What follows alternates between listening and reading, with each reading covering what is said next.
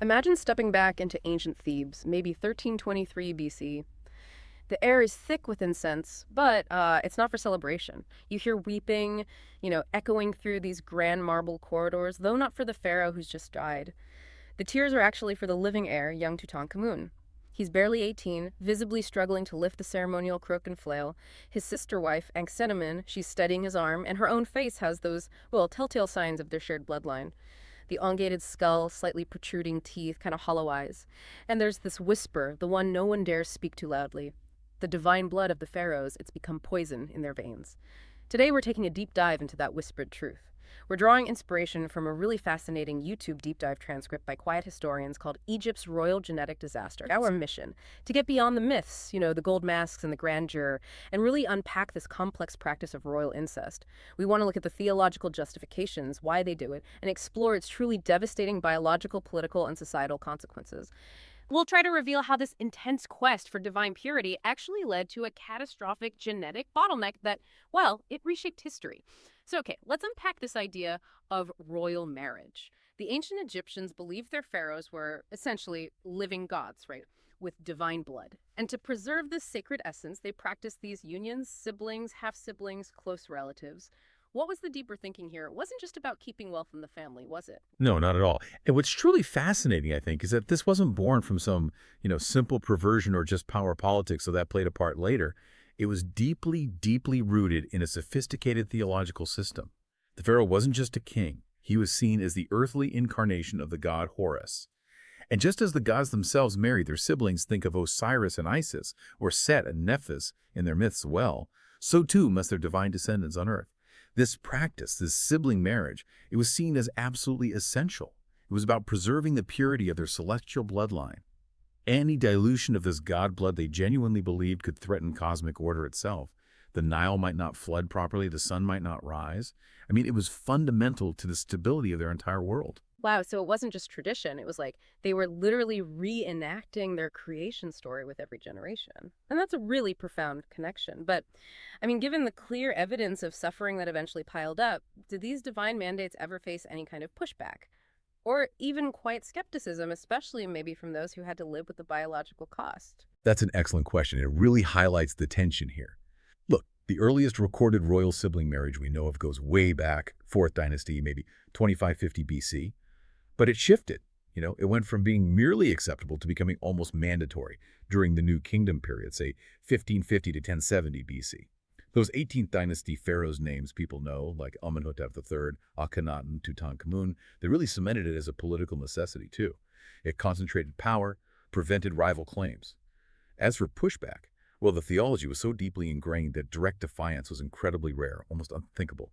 The source material actually describes an instance around 1400 BC when Amenhotep apparently considered marrying a Mitanni princess, someone from outside, and the high priests. They basically threatened to declare him unfit to rule. His divine status and therefore the stability of Egypt itself was seen as entirely dependent on that bloodline purity. To them, bringing in foreign blood wasn't just politically inconvenient, it was blasphemy. It would sever his connection to the gods. Okay, so it's one thing to have this powerful theological justification, but it's quite another to live with the devastating consequences. And that's exactly what we see when we circle back to Tutankhamun, isn't it? The research describes his withered left foot, a cleft palate, a club foot, and even what are called feminine hips. And modern DNA analysis, as we now know, confirmed his parents were full siblings. He inherited just a truly devastating cocktail of genetic defects. Indeed. And while back in 1323 BC, these issues might have been interpreted through a religious lens, maybe as divine tests or burdens proving his godhood somehow, modern science just paints a stark picture of biological catastrophe. His spine, for example, was so severely curved scoliosis that simply standing upright would have required enormous, probably painful effort. His skull showed signs of hydrocephalus, that's fluid buildup in the brain, which can cause terrible headaches, cognitive issues. And think about this. Over 100 walking sticks were found buried with him. Simple canes, elaborate gold-inlaid staffs. This is a stark testament to his constant need for support. Tutankhamun's story is just heartbreaking, really. But it didn't just appear out of nowhere in his generation, did it? Who else in his immediate family felt the heavy hand of this pursuit of divine purity? His probable father, Akhenaten, he also suffered greatly, right? Oh, absolutely. Akhenaten was a pivotal figure here. His father, Amenhotep III, Tutankhamun's grandfather, had married his own sister, Sidamun. Akhenaten was a product of that union. And Akhenaten's deformities, they were apparently so pronounced that the court artists actually had to develop an entirely new artistic style, the Amarna style, to depict him. The traditional idealized Egyptian way of showing pharaohs just couldn't accommodate a ruler whose body was so visibly, well, different, likely damaged by genetic disorders. His reign really marks the beginning of Egypt's most genetically catastrophic period. And what did Akhenaten's physical issues actually look like based on these depictions? And how did his own people perceive him, especially given his radical religious reforms alongside these physical challenges? Well, the art from his reign shows him with a strikingly elongated skull, features often described as feminine, a protruding belly, and unusually long limbs. It suggests various hormonal imbalances. Some scholars even speculate, though it's hard to prove, that his radical religious reforms abandoning the whole pantheon for the sun god Aten might have been influenced perhaps by neurological effects linked to inbreeding. As for perception, his physical differences were so pronounced that yes, his subjects certainly questioned his divine status, despite the official propaganda. We find graffiti from the period in workers' villages, for instance, with crude drawings exaggerating his features. One inscription apparently reads, "The god king walks like a woman and speaks like a child." I mean, these were incredibly dangerous things to write down, punishable by death, but they speak volumes about how some people saw him. It's almost ironic, isn't it? They're striving for divinity, and their subjects are literally drawing unflattering cartoons. It really humanizes these figures in a way the official art never could. And Akhenaten's queen, Nefertiti, despite her famous, iconic beauty, she wasn't immune from these consequences either. No, seems not. Nefertiti was almost certainly his half-sister, or maybe a cousin, still very closely related. And while that famous limestone bust is a masterpiece of idealized beauty, medical analysis of her mummy suggests possible cranial deformation and severe malocclusion. That's a misalignment of the teeth, which is pretty common in heavily inbred populations. So together, Akhenaten and Nefertiti produced Tutankhamun, whose genetic inheritance made him, sadly, one of history's most physically compromised rulers. Okay, so with such escalating health problems right there in the royal line, the court physicians, they must have been in an incredibly difficult position. Did their advanced medical knowledge offer any real solutions, or were they basically just, patching up a problem that kept getting worse? That really makes you think about the dilemmas they faced, doesn't it? Because the court physicians of the 18th dynasty were, by ancient standards, incredibly skilled. We know this from medical papyri. These texts describe complex surgical procedures, attempts to correct things like cleft palates and club feet, conditions we see in the royal mummies. The Edwin Smith Papyrus, which dates back to around 1600 BC, even details neurological disorders that sound uncannily like symptoms potentially linked to some of these inbred pharaohs. So it suggests these physicians understood there was a connection between the royal marriages and these recurring physical afflictions, even if they didn't have the language of modern genetics. One papyrus from Amenhotep III's reign apparently even talks about a curse of the god blood, noting how royal children often shared similar afflictions. They even developed a kind of classification system. So yes, they were very adept at treatment, at managing symptoms, but they couldn't cure the underlying cause. They were fighting a losing battle against biology. And despite all that impressive medical skill, as we know, Tutankhamun died young, just 18 or 19. The deep dive we looked at hints it might have been a rather dramatic end, not just illness. Yeah, his death is still shrouded in mystery, but modern forensic analysis has definitely offered some disturbing clues. CT scans of his mummy's skull show evidence of a blow to the back of the head, potentially fatal, though it might have occurred post-mortem, it's debated. He also had broken ribs in a pattern that could be consistent with something like a chariot accident, or maybe a fall from a height.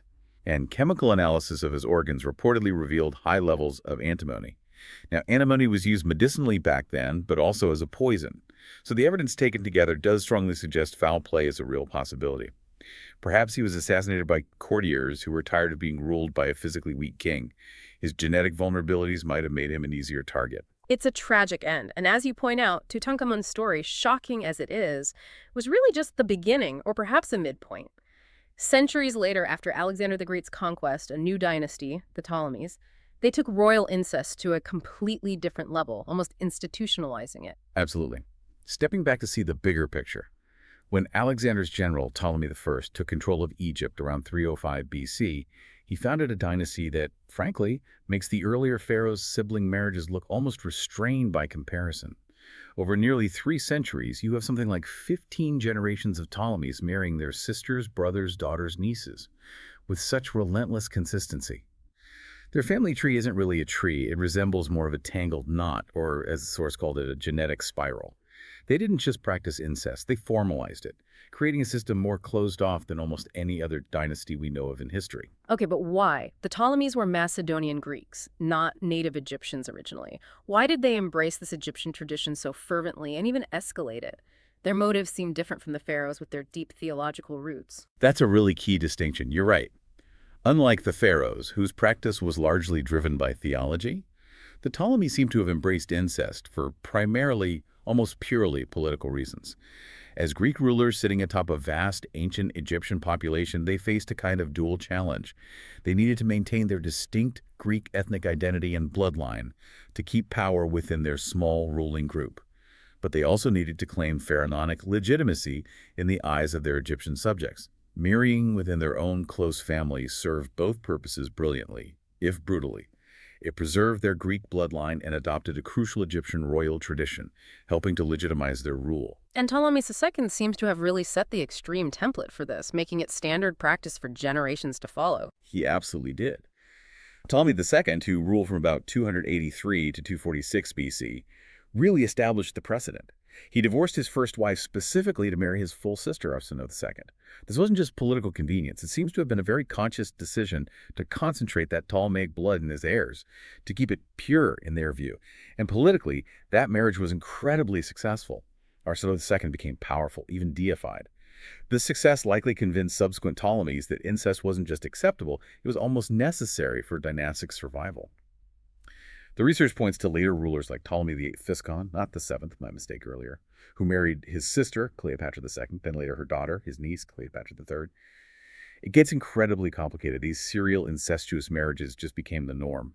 The sheer scale of this inbreeding is just staggering to think about. The source material mentions Cleopatra VII, the famous one, having only 6 distinct ancestors going back 5 generations. Normally, you'd expect 32. That's an incredible reduction in genetic diversity. It's a stark illustration, isn't it? Geneticists estimate that by Cleopatra VII's time, the royal family had effectively reduced their genetic diversity to less than 20% of what it should have been naturally. And this genetic bottleneck, as scientists call it, it wasn't accidental. It appears to have been a carefully planned strategy. The Ptolemaic rulers seem to consider their bloodline this precious, finite resource.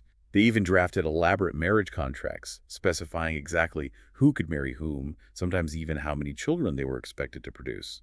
It really reveals a dynasty obsessed with genetic purity almost to the point of mathematical precision, ignoring the obvious biological risks. And the physical consequences for these later rulers, they were horrific, weren't they? Sounds like a whole host of severe health problems plagued them generation after generation. Oh, the physical consequences were catastrophic, and they clearly compounded with each generation.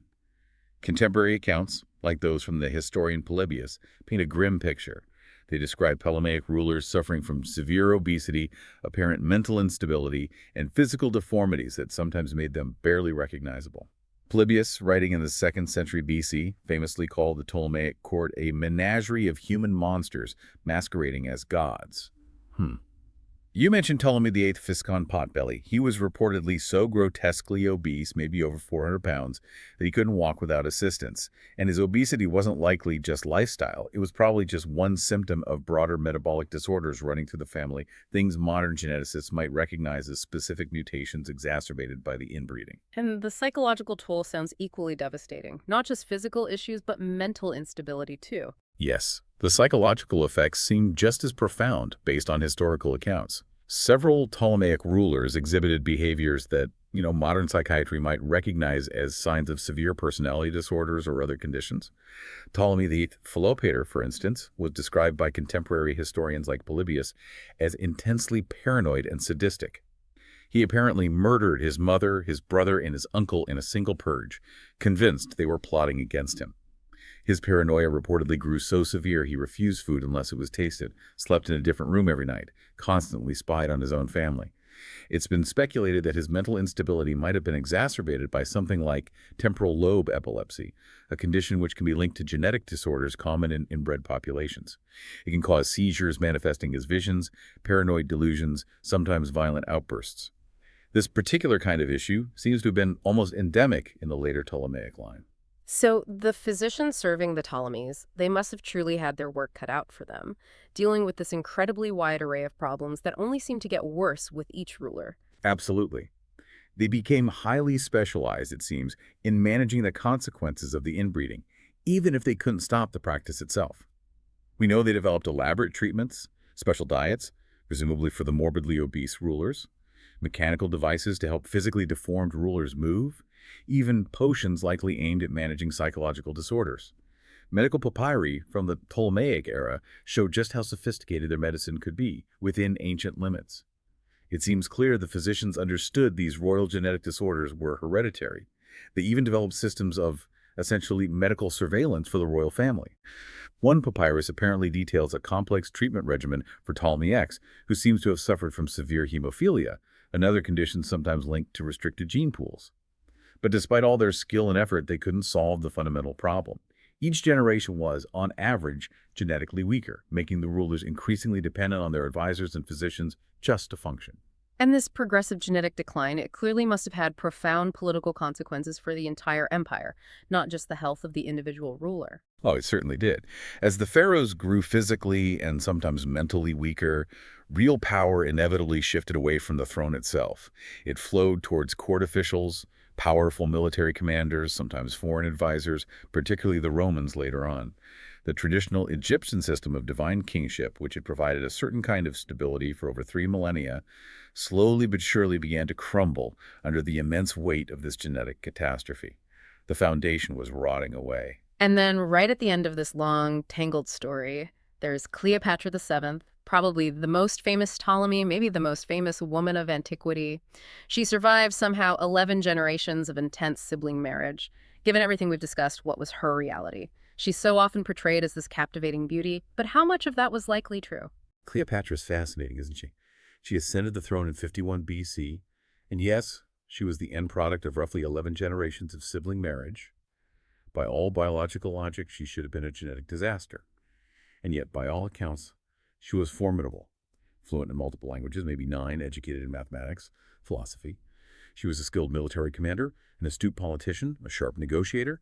She successfully managed Egypt's complex economy and forged crucial alliances with Rome's most powerful men, Caesar and Antony. However, even Cleopatra likely couldn't entirely escape the genetic burden of her ancestry.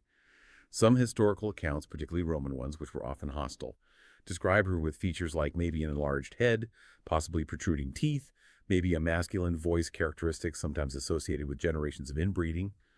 Roman sources like Cassius Dio sometimes described her as, well, maybe not conventionally beautiful, but intellectually captivating. It suggests her famous beauty might have been more propaganda, perhaps Roman propaganda, explaining away her influence than strict physical reality. Her relationships with Caesar and Mark Antony, while perhaps involving genuine affection, were certainly, at their core, sophisticated political alliances disguised as romantic affairs. She was playing for the survival of her kingdom. And ultimately, the Ptolemaic dynasty did end with her. Was that the final result of this genetic collapse, or was it something else that brought it down? Well, the immediate end came not directly from genetic collapse itself, but from military defeat. Specifically, the Battle of Actium in 31 BC, where her forces, allied with Mark Antony's, were defeated by Octavian, who would become Emperor Augustus. However, you could argue that genetic issues played an indirect role. Reports suggest her forces, including many Egyptian soldiers, may have lost some faith in their queen, perhaps partly due to the long history of physically compromised rulers. The defection of part of her fleet to Octavian might reflect a broader collapse of loyalty that can happen when subjects no longer truly believe in the inherent divinity or fitness of their rulers. So rather than face capture and the humiliation of being paraded through Rome in Octavian's triumph, Cleopatra chose suicide, likely by asp venom. And that brought a dramatic end to a dynasty that had ruled Egypt for nearly 300 years. So looking back at this whole fascinating and often quite tragic history, what does it all mean for us? What was the lasting impact of this grand, centuries-long biological experiment? Well, the broader implication is profound, I think. While genetic consequences of inbreeding weren't unique to Egypt, royal families elsewhere certainly practiced it. Nowhere else was it quite so systematic, so prolonged, or arguably so devastating. And the legacy extends beyond Egypt. Those Ptolemaic medical records, apparently seized by Octavian's forces after Cleopatra's death, provided some of the first systematic documentation of the long-term effects of sustained inbreeding. Later, the famous Roman physician Galen visited Alexandria around 162 AD and reportedly studied these records extensively. He incorporated some of their findings into his own medical writings, which then influenced European medicine for well over a millennium, so there's a direct link there. Furthermore, the visible decline and eventual collapse of the Ptolemaic system certainly showed the Romans, especially Augustus, that relying solely on divine blood wasn't enough for stable rule. Augustus, having witnessed the Ptolemies' end firsthand, consciously established his Julio-Claudian dynasty, using a system that included adoption. This allowed him to choose capable heirs, preserving political continuity while deliberately avoiding the kind of genetic bottlenecks that had crippled and ultimately helped destroy Egypt's rulers. And it even influenced art, didn't it? This constant need to perhaps conceal the stark physical realities. Absolutely. The need to conceal or at least downplay royal genetic disorders definitely contributed to the highly stylized nature of Egyptian royal art, both in the Pharaonic and Ptolemaic periods. Sculptors and painters developed this idealized visual language that often bore little resemblance to the likely physical reality of their subjects. You could almost say the more physically compromised a ruler might have been, the more idealized their official depictions often became. Think again of Tutankhamun's famous golden death mask. It's stunningly beautiful, an icon of ancient art. But it's also, in a way, a beautiful lie, designed to project an image of divine perfection, hiding a much more complex and tragic human reality beneath.